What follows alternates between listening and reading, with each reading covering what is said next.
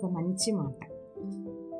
చదువు ద్వారా సంస్కారం నేర్చుకున్నవాడు, అనుభవం ద్వారా గుణపాఠం నేర్చుకున్నవాడు జీవితంలో ఎప్పటికీ ఓడిపోడు.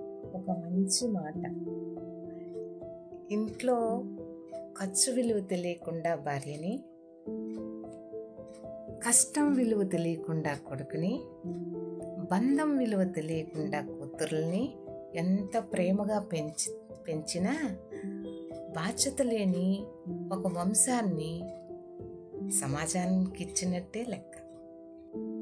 ఇల్లు కట్టేటప్పుడు ఎవ్వరూ సహాయం చేయరు, కానీ గృహప్రవేశానికి అవసరం లేకపోయినా కానుకలు తీసుకుని వస్తారు.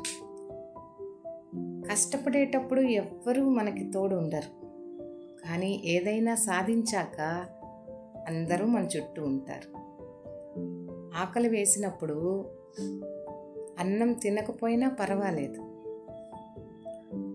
కానీ ఆకలి వేసిన ప్రతిసారి అప్పు చేయొద్దు. ఆకలి తీరినంత తేలిగ్గా అప్పు తీరదు.